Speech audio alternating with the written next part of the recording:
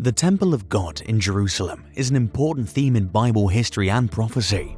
Many scholars of Bible prophecy are curious about when the Second Temple, which was destroyed in 70 AD and is currently missing from Jerusalem, will be restored. Many believe the temple needs to be restored before the end-time sacrifices can stop, since the Bible predicts they will. What does the Bible say regarding the Third Temple and its potential construction date? Understanding the past and significance of Jerusalem's first two temples is useful for comprehending the Third Temple. So many skeptics around the globe like to proclaim that God has rejected the people of Israel and that Israel has been rebirthed by man alone. Yet, we find in Scripture that God never intended to reject his people forever. God always intended to return the Jewish people to the land on his terms, not on those of man. Now, after 19 centuries of global exile, the Jewish people are returning to the Holy Land from all corners of the globe, exactly as the prophet said. In addition to Israel's exiles returning to the Promised Land, the Temple Institute and the Temple Mount Faithful movement are making work on the Third Temple's construction. The tools and supplies required for a third temple have been prepared for years at the Temple Institute in Jerusalem. In addition to performing a replica of the Passover sacrifice, they finished constructing the altar needed to restart sacrifices in 2015. In 2017, they performed a contentious sacrifice close to the Temple Mount that resulted in the jailing of some persons. In 2018, permission was granted for them to recreate a Passover sacrifice at the foot of the Temple Mount. The Third Temple. One of the most amazing chapters in the Hebrew Bible, perhaps even in all of ancient scripture, is the famous Jerusalem Temple prophecy found in Isaiah 2 verses 1-3. The main prophecy for the entire body of Isaiah's writings and the actual start of his ancient book is this victorious verse, which heralds the Jerusalem Temple of the end days. Now, there is a discussion concerning a third temple and whether or not it will be rebuilt. Biblically speaking, there needs to be an event that will allow the rebuilding of the temple because the man of sin, aka the Antichrist, has to enter the temple and proclaim himself God. As a result, we are now in a crucial period in human history. Israel is currently getting ready to restore the temple. The Israelites are merely waiting for the temple to be rebuilt for the menorah, since they've already prepared the priests who will perform the job in the temple and have a menorah restored to its original size.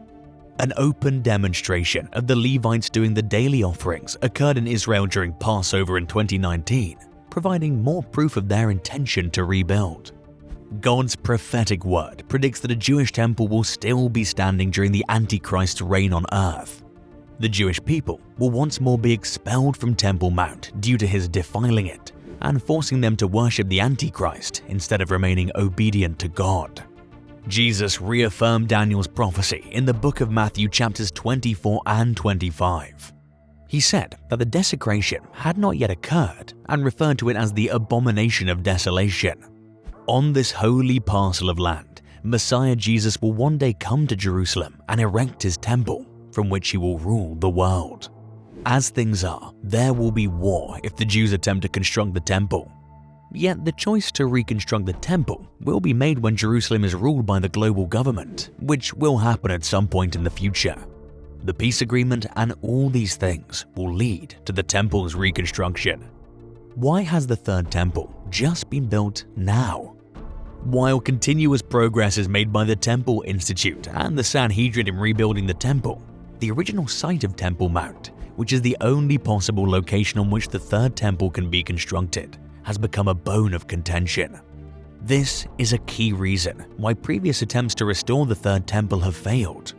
A Muslim-dominated area where the Muslim monument known as the Dome of Rock is widely dispersed throughout the landscape and has replaced the historic Jewish temple location where both the First and Second Temples once stood. In 691 AD, under Islamic authority, the dome was mandated to be constructed. This mosque was constructed on the Temple Mount.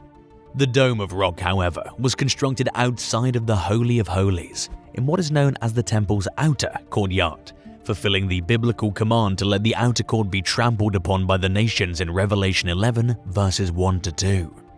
But the dome is not the only Islamic structure there. The Temple Mount is also home to a sizable mosque that's undergone numerous renovations. The renowned Al-Aqsa Mosque was built in 1033 AD.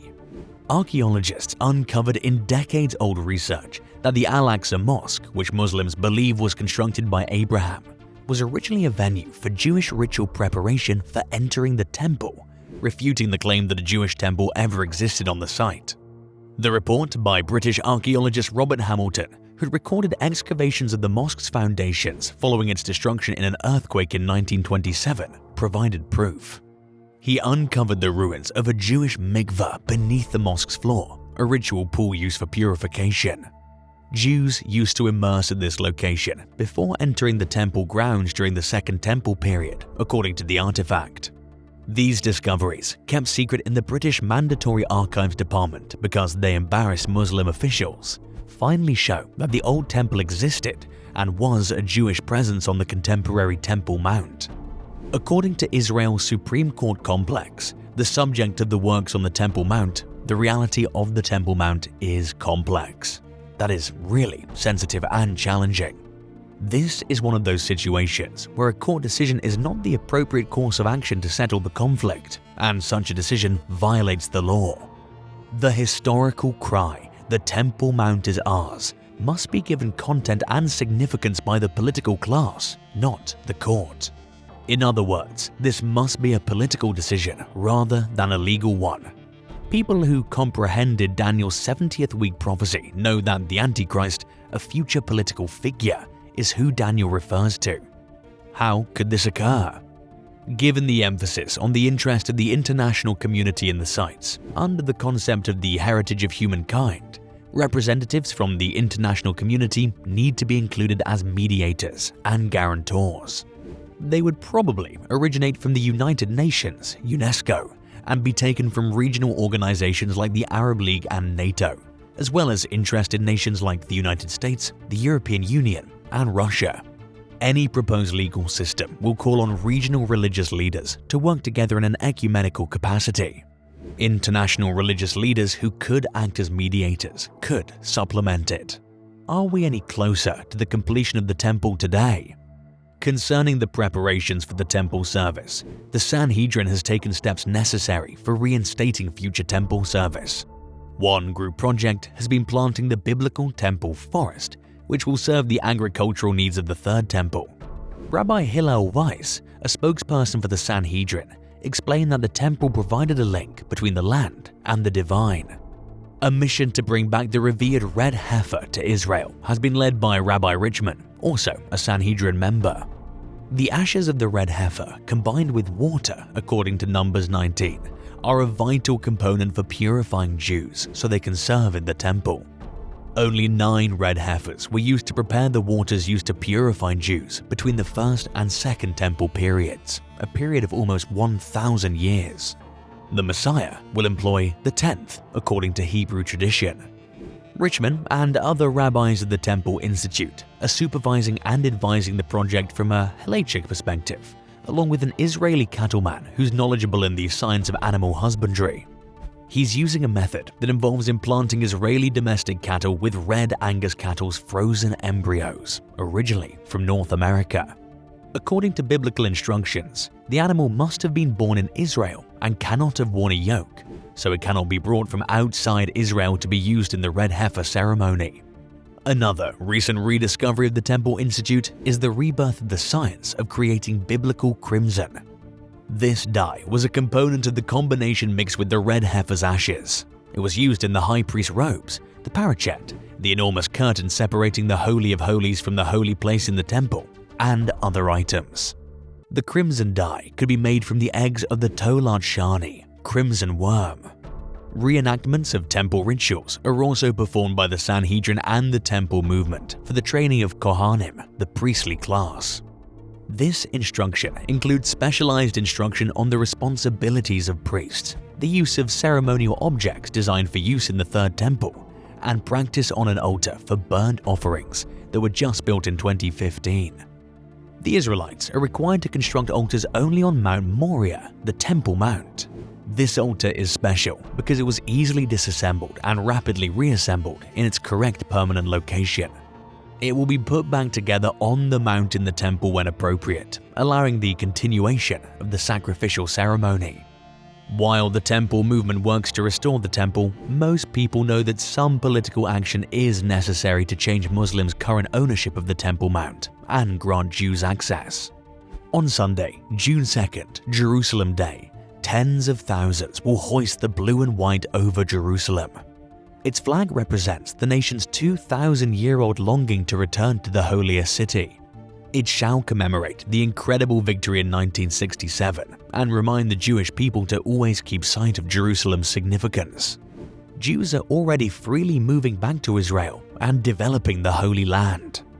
Does Bible prophecy require a third temple in this age? Erroneously, some prophecy students hold that the fulfillment of end-time prophecy requires the construction of a third temple in Jerusalem. Yet, our listeners must understand that the construction of a third temple in Jerusalem before Christ's second coming is not always a clear-cut prophetic sign to keep an eye out for. The restoration of sacrifices in Jerusalem is crucial. All that's needed is an altar, not a finished temple.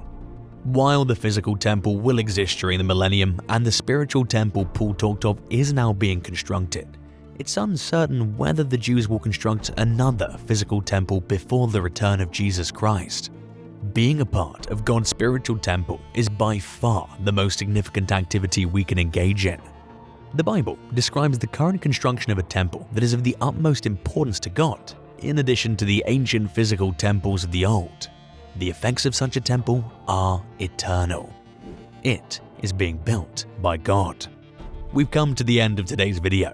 Thanks for watching till the end.